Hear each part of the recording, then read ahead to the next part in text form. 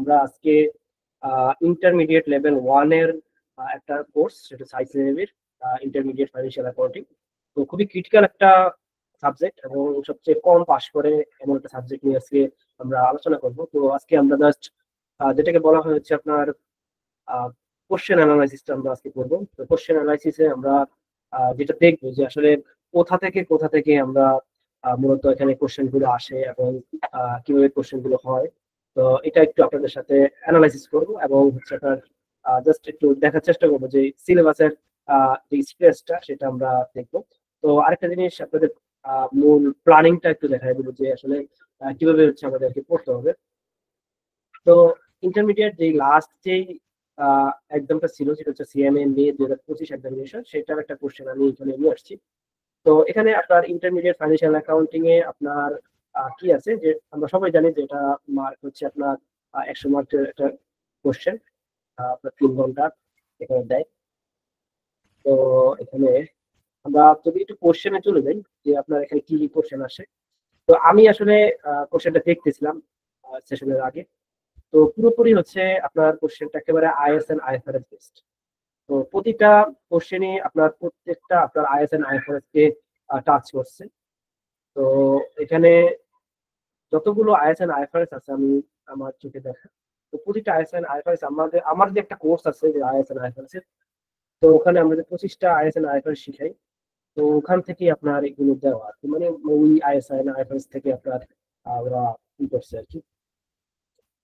তো যাই হোক আমরা একটু এখানে দেখি যে আপনার কি আছে। যে প্রথম কোশ্চেনটা একেবারে আপনার বেসিক কোশ্চেন, সেটা হচ্ছে আপনার কনসেপচুয়াল ফ্রেমওয়ার্ক। দেন হচ্ছে আরেকটা, এবার যেটা বললাম যে প্রথম কোশ্চেনটা একেবারে আপনার থিওরিটিক্যাল বেসড কোশ্চেন, 6 মার্কসের একটা কোশ্চেন আসছে। তো দেন হচ্ছে আপনার পরের যে কোশ্চেন একেবারে এখান থেকে হচ্ছে আইএসএন আইএফআরএস এর যাবতীয় বিষয়গুলো শুরু হয়ে গেছে।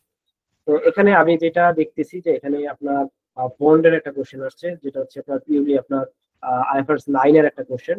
এটা হচ্ছে আপনার আইএফআরএস 9 এর একটা কোশ্চেন, সেখানে হচ্ছে আপনার অ্যামোর্টাইজেশন আসছে, যে আপনার বন্ডের অ্যামোর্টাইজেশন স্কেজে প্রিপেয়ার করা। তারপর হচ্ছে আপনার এখানে জার্নালাইটিসটা কি হবে সেটা, অর্থাৎ আপনার মূল কথা হচ্ছে আইএফআরএস 9 ফাইন্যান্সিয়াল ইনস্ট্রুমেন্ট আমরা যা জানি, তো সেটা হচ্ছে এখানে এখানে এটা এখান থেকে কোশ্চেন আসছে। দেন পরেরটায় আমরা চলে যাবো, যেটা আপনার আইএস 7 থেকে আসছে ক্যাশ ফ্লো। তো ক্যাশ ফ্লো প্লাস হচ্ছে এখানে কি বলছে যে আপনার ইনডিরেক্ট মেথড ফলো করে হচ্ছে আপনার ক্যাশ ফ্লোটা করতে বলছে। তার মানে হচ্ছে আইএস 7 এখানে কাজ করা হয়েছে। দেন হচ্ছে আপনার আমরা তো জানি যে আপনার আইএস 7 এ আপনার দুইটা মেথডে আমরা ক্যাশ ফ্লো করতে পারি, একটা হচ্ছে আপনার ডিরেক্ট মেথড, আর হচ্ছে আপনার ইনডিরেক্ট মেথড। তো এখানে হচ্ছে আপনার ইনডিরেক্ট মেথডটাকে এমফাসাইজ করছে।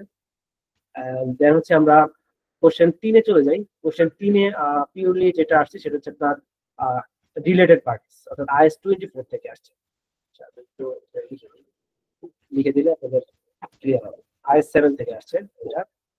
দেন হচ্ছে এটা আসছে হচ্ছে আপনার আইএস 24। দেন হচ্ছে আপনার এটা কি আছে, সেগমেন্ট রিপোর্টিং। তো সেগমেন্ট রিপোর্টিংটা আসছে হচ্ছে আপনার আইএফআরএস 8 থেকে। আইএফআরএস 8 এর একটা কোশ্চেন। তো আমি কোশ্চেন অ্যানালাইসিস করে যা দেখলাম যে আপনার কিছু কিছু সিলেক্টেড আইএসএন আইএফআরএস আছে, এখান থেকে কোশ্চেন গুলো হয় আর কি। তো এরপরে যেটা দেখতেছি যে আপনার এটা হচ্ছে আপনার কি সেগমেন্ট রিপোর্টিং। দেন হচ্ছে আপনার এই কোশ্চেনটা আসছে হচ্ছে আপনার ইপিএস থেকে। ইপিএস এটা হচ্ছে আপনার আইএস 33 থেকে আপনার এই কোশ্চেনটা আসছে। দেন এবার এখানে চলে যাই পরের কোশ্চেনটা। এই কোশ্চেনটা কোথা থেকে আসছে, এই কোশ্চেনটা আসছে হচ্ছে আপনার দেখতেছি হচ্ছে আপনার প্রভিশন রিলেটেড কোশ্চেন হচ্ছে আপনার আইএস 37 থেকে আসছে। তো মূল কথা হচ্ছে আপনাকে আইএসএন আইএফআরএস এর বেসিক জানতে। তো বেসিক যদি আপনি না জানেন তাহলে আপনি কোশ্চেন গুলো হতে পারবেন, এবং ফেল করার মূল কারণই হচ্ছে আইএস আইএফআরএস না জানা। ঠিক আছে, আমরা যদি এরকম চিন্তা করি যে আপনার আমরা বই থেকে কোশ্চেন সলভ করে আমি চলে যাব, বাট আমি আইএসএন আইএফআরএস এর বেসিক জানবো না, তাহলে কিন্তু আপনার এই আইএফএ পাস হবে না।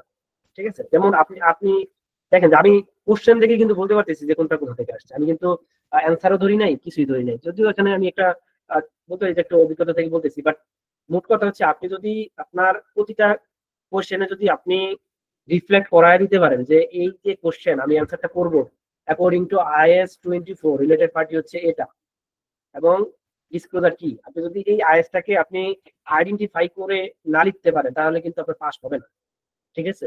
তো তার জন্য হচ্ছে আপনার কোশ্চেনটা আপনার পরেই বুঝতে হবে যে এটা আইএস, এই আইএস থেকে এই কোশ্চেনটা আসছে, বা এটা যেমন ইপিএস IS 33 থেকে আসছে। আপনাকে অবশ্যই মানে আইডেন্টিফাই করে দিতে হবে যে এটা অ্যাকর্ডিং টু IAS 33 আমার ইপিএসটা হচ্ছে এটা, ঠিক আছে। দেন হচ্ছে আপনার এই যে আপনার এটা হচ্ছে প্রভিশন রিলেটেড। তো প্রভিশন রিলেটেড আপনার যেটা বললাম IAS 37 থেকে আসছে, এটাও কি IAS 37 থেকে আসছে। এই যে লেখা আছে IAS 37, তো সবগুলো তো আর লেখা থাকবে না IAS 37। দেন হচ্ছে এবার যে কোশ্চেনটা, এটা হচ্ছে খুবই ইম্পর্টেন্ট একটা কোশ্চেন, সেটা হচ্ছে আপনার IAS 12 থেকে আসছে। IAS 12 থেকে আসছে, যেটা হচ্ছে আপনার ইনকাম ট্যাক্স। IAS 12 এখানে হচ্ছে current tax and deferred tax নিয়ে এখানে বলা আছে। এখানে হচ্ছে পরেরটাতে যদি যাই, এটা হচ্ছে আপনার কি বলছে যে রিভ্যালুয়েশন, ট্রেডমার্কের রিভ্যালুয়েশন। এটা হচ্ছে আপনার হচ্ছে আপনার IAS 38 থেকে আসছে। দেন হচ্ছে আপনার এটা কি ফাইন্যান্স লিজ হচ্ছে আপনার IFRS 16 থেকে আসছে, ঠিক আছে। তাহলে আমরা যেটা দেখেন যে আপনার যখন একটা কোশ্চেন আপনারা হাতে পাবেন, কোশ্চেন হাতে পেয়ে আপনাকে কোশ্চেন একটা সর্ট আউট আপনাকে করতে হবে। ফার্স্ট মিনিট আপনি কোশ্চেনটা পড়লেন, মানে জাস্ট রিকোয়ারমেন্ট গুলো পড়লেন, রিকোয়ারমেন্ট গুলো পড়ে ডিরেক্টলি আপনার আমি যেভাবে হচ্ছে এই যে নোট করে ফেললাম যে আপনার এটা এই আইএস থেকে, এই IFRS থেকে আসছে, এটা এই আইএস থেকে আসছে, এভাবে হচ্ছে আপনার কোশ্চেনে লিখতে হবে, ঠিক আছে। যে আমি আইডেন্টিফাই করে ফেলছি যে এটা হচ্ছে এটা এখান থেকে আসছে এই কোশ্চেনটা, তাহলে আমার অ্যান্সার দিতে ইজি হবে।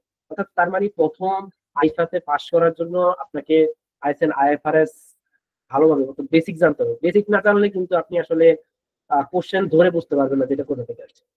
বেসিক জানতে হবে।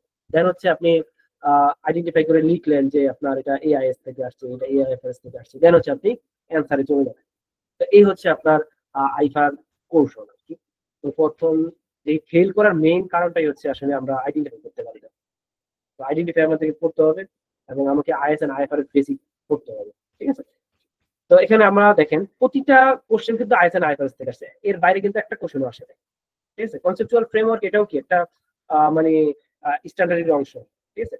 তো কয়টা আসছে, একটা, তারপর হচ্ছে আপনার দুইটা, তিনটা, চারটা, পাঁচটা, ছয়টা, সাতটা, আটটা, নয়টা IAS এন্ড IFRS থেকে আসছে, ঠিক আছে। এর বাইরেও আরো কিছু IFRS আছে, যেটা হচ্ছে আপনার IFRS 15, তারপর হচ্ছে আপনার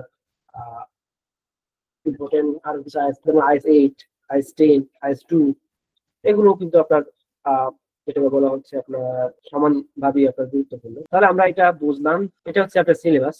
তো সিলেবাসে আপনার দেখেন যে আপনার প্রথম হচ্ছে conceptual framework for financial accounting. Conceptual framework for financial accounting, এখান থেকে দেখেন যে আমি যেটা বলছি এখান থেকে একটা কোশ্চেন আসছে 6 মার্কসের। তো আপনার সিলেবাস কিভাবে আপনার ভাগ করে ফেলবেন, তো এখান থেকে একটা কোশ্চেন আসছে, তাহলে আমরা ধরে নিব যে এখান থেকে একটা কোশ্চেন আসবে, প্রত্যেক বছর আসে। দেন হচ্ছে আপনার প্রিপারেশন ফাইন্যান্সিয়াল স্টেটমেন্টের মধ্যে কি আছে, আপনার IS 1, এই যে IS 1 ক্যাশ ফ্লো থেকে তো একটা আসছেই। তারপর আপনার রিপোর্টিং থেকে কি আসছে, এখানে দেওয়া আছে যে IAS 8 আছে, IAS 24 আছে। IAS 24 থেকে কিন্তু এখানে একটা কোশ্চেন আসছে।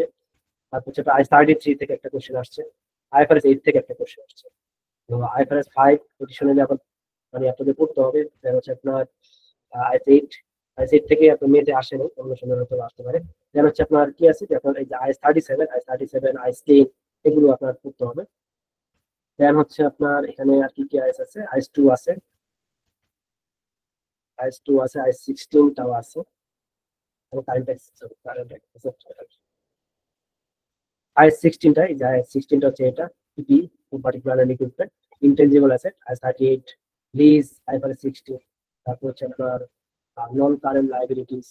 তো এটা হচ্ছে আপনার এখানে মূলত কি আছে, IAS 32 আর 39, IFRS 7, IFRS 9, অর্থাৎ এই কয়টা জিনিস ফাইন্যান্সিয়াল ইনস্ট্রুমেন্টের জন্য আর কি এটা।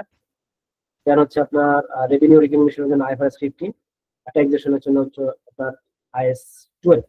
তাহলে আমাদের কয়টা IAS IFRS পড়তে হবে এখানে, তাহলে আমি দেখলাম যে আমার 16টা IAS and IFRS পড়তে হবে। অর্থাৎ আইফাতে পাস করার জন্য হচ্ছে আপনার 16টা IAS and IFRS এর উপর আপনাকে দক্ষ হতে হবে, ঠিক আছে। অর্থাৎ আপনার যে কোশ্চেন, তো 16টা থেকে দেখেন এখানে কিন্তু 9টাই চলে আসে, ঠিক আছে। প্রত্যেকটা কোশ্চেনই দেখবেন যে 9টা 10টার মতো IAS and IFRS আপনার চলে আসে। আইএসএন আইএফআরএস এর কোশ্চেন গুলো আপনার 9টা 10টার মতো আসে। তাহলে আপনার 16টা ধরে ধরে হচ্ছে আপনারা পড়বেন। তাহলে কনসেপচুয়াল ফ্রেমওয়ার্ক এর জন্য আপনাদের এখন এত জটিল হয় নাই, যেটা হচ্ছে আপনারা এখন এআই এর যুগ। থিওরিটিক্যাল পার্টের জন্য আপনারা চ্যাট জিপিটি বা জেমিনি এগুলোতে আপনি সার্চ করে হচ্ছে একটা নোটস বানায় ফেলতে পারেন খুব সহজেই। তো প্রথমটার জন্য এটা করলেন। দ্বিতীয় গুলোর জন্য আপনারা প্রথমে যেটা করবেন যে এই যে 16টা আইএসএন আইএফআরএস, প্রথমে হচ্ছে আপনার 3, 4, 5টা প্রিভিয়াস ইয়ার কোশ্চেনে আপনারা ফোকাস দিবেন। যে আপনার প্রথমে এইভাবে ধরবেন যে আপনার IS-1টা ধরলেন, যে IS-1 এ আপনার প্রিভিয়াস 5টা 6টা সেশনের মধ্যে কোন সেশনের কোশ্চেনটা আসছে, তো ওই কোশ্চেনটা আপনারা সলভ করবেন। তারপর হচ্ছে আপনার IS-7 এ যে ক্যাশ ফ্লো আসে, তো ক্যাশ ফ্লো আপনার মোটামুটি দেখা যায় যে প্রত্যেকটা যে মানে প্রত্যেকটা সেশনই আসে, তাহলে আপনারা 4-5টা সেশনের কোশ্চেন সলভ করলেন। দেন হচ্ছে আপনার এই যে আইএস গুলো, এগুলো আপনারা 4-5টা প্রিভিয়াস এর কোশ্চেনে আপনি বের করবেন যে আপনার IS-8 এ কয়টা সেশনে কয়টা কোশ্চেন আসছে। তো 2-3টা কোশ্চেন যদি আসে তাহলে 2-3টা কোশ্চেন আপনি আগে সলভ করবেন। তারপর হচ্ছে আগে আপনার প্রিভিয়াস ইয়ার কোশ্চেন গুলো সলভ করার চেষ্টা করবেন। প্রথমে আপনি যেটাকে বলা হয় বেসিকটা জানবেন। তো বেসিক জানার পরে হচ্ছে আপনার প্রিভিয়াস এর কোশ্চেন গুলো আপনি সলভ করবেন। দেন হচ্ছে আপনার IS-10 IS-37 এগুলো আপনারা শর্ট আউট করবেন। আগে 4-5টা মানে প্রিভিয়াস এর কোশ্চেন গুলো শর্ট আউট করে আপনারা এটা সলভ করার চেষ্টা করবেন। মানে প্রত্যেকটা ক্ষেত্রে হচ্ছে আপনার এইভাবে হচ্ছে করবেন। করলে আশা করি যে আপনার মোটামুটি লেভেলের একটা প্রিপারেশন হয়ে যাবে। তখন হচ্ছে আপনারা বাহিরের কোনো যদি বই থাকে তো সেগুলো আপনারা মেনটেন করেন। এখানে বুক রেফারেন্স সম্ভবত দেওয়া আছে। তো এখানে বুক রেফারেন্স একটা আছে, যেটা হচ্ছে আপনার প্রাইমারি টেক্সট বুক, এটা করবেন। যেটা হচ্ছে আপনার কাইসো, যদিও কাইসো থেকে আসলে আমি প্রেফার করি না, কাইসো থেকে আসলে কোশ্চেন দেওয়া হয় হচ্ছে আপনার এখানে ঠিক আছে, এগুলো দেখতে পারেন। এগুলো হচ্ছে আপনার আরেকটা জিনিস আপনাদের একটু দেখাই, যে বইগুলো আপনার অনলাইনেই পাবেন। বইগুলো অনলাইনে পাবেন। যেমন আপনার একটা পোর্ট আছে library Genesis. Library Genesis search দিবেন, আমরা এইভাবে করতাম লাইব্রেরি জেনেসিস।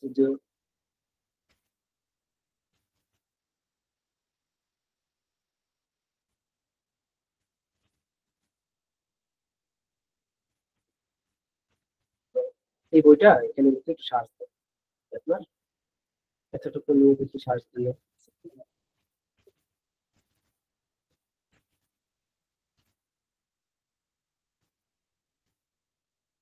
এই যে আসছে দিন, এটা একটু আমরা এখানে সার্চ দিই, দিয়ে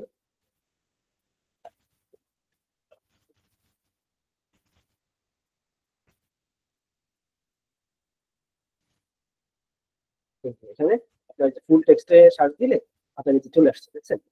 তো এই যে এখানে চলে আসলে আপনার এটা এখান থেকে এই বইগুলো ডাউনলোড করতে পারবেন। ঠিক আছে, এটা একটা টেকনিক। যেমন আপনার এই বইটাও আপনি এখান থেকে নিতে পারবেন।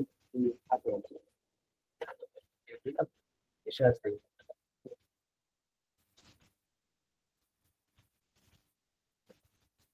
এই যে এই যে বইটা পাইছেন, ঠিক আছে? এইভাবে আপনি ই করে আপনি পিডিএফ বইগুলো সার্চ দিতে পারেন। তো আপনারা এত বই তো আর কিনা সম্ভব না। আর আপনার এটাকে বলে হচ্ছে আপনার একটা বই থেকে তো আর সব আসে না। জাস্ট আমরা মানে সিলেক্টেড চ্যাপ্টার থেকে আপনার কোশ্চেন গুলো যদি সলভ করতে চান, তাহলে আপনার এই পিডিএফ গুলো এইভাবে হচ্ছে আপনারা ডাউনলোড করতে পারবেন। এইভাবে আপনি এটাও সার্চ দিলেন, সার্চ দিয়ে হচ্ছে আপনার এখান থেকে ডাউনলোড করে আপনি আপলোড করতে। আমরা এগুলোই করতাম। আমরা ধরেন একটা সাবজেক্টের জন্য আপনার 6, 7, 8, 10টা বই পড়তাম। ঠিক আছে, তো বই এত বই তো আর কিনা সম্ভব না। আমরা জাস্ট এগুলো হচ্ছে আপনার এই যে এখানে মানে এই বইগুলো পাওয়া যায়, সার্চ দিলে আমি যেখানে চলে আসছে। তো এটা করতে পারেন। আর আপনার সিলেবাস 2015 সিলেবাসে আপনার F1 F1 এবং F2 এই দুইটা ফাইন্যান্সিয়াল অপারেশন এবং ফাইন্যান্সিয়াল অপারেশন, আর এটা হচ্ছে আপনার এটাকে কি বলে ফাইন্যান্সিয়াল ম্যানেজমেন্ট। এই দুইটা বই আছে, F1 এবং F2 সীমা। এই সীমার এই দুইটা বই আপনারা কিনবেন। ঠিক আছে, এই দুইটা বই আপনারা কিনবেন এবং এটার সাথে কিট কিট কিনবেন। এবং কিট থেকে হচ্ছে আপনারা মানে সলভ করবেন, কোশ্চেনগুলো সলভ করবেন ইনশাল্লাহ। আইফাকে আটকাবেন। এই কয়টা জিনিস আপনারা করবেন। একটা হচ্ছে প্রথমে হচ্ছে আপনারা প্রিভিয়াস 4, 5, 6 সেশনের কোশ্চেন গুলো নিবেন। নেওয়ার পরে হচ্ছে আপনার এই যে সিলেবাস আমি যে 16টা আইএসএন আইফারেস বললাম, এই 16টা আইএসএন আইএফআরএস এর বেসিক আগে জানবেন। বেসিক আগে জানার পরে আপনার 16টা আইএসএন আইএফআরএস আগে প্রিভিয়াস ইয়ার কোশ্চেনে দেখবেন যে প্রথমে আইএস একটা সিলেক্ট করবেন, একটা সিলেক্ট করার পরে প্রিভিয়াস কোশ্চেন গুলো ঘাটবেন যে আইএস 1 থেকে বা আইএস 2 থেকে বা যে আইএসটা আপনি পড়বেন প্রিভিয়াস এ কয়টা কোশ্চেন আসছে ওই কোশ্চেন গুলো আগে সলভ করবেন।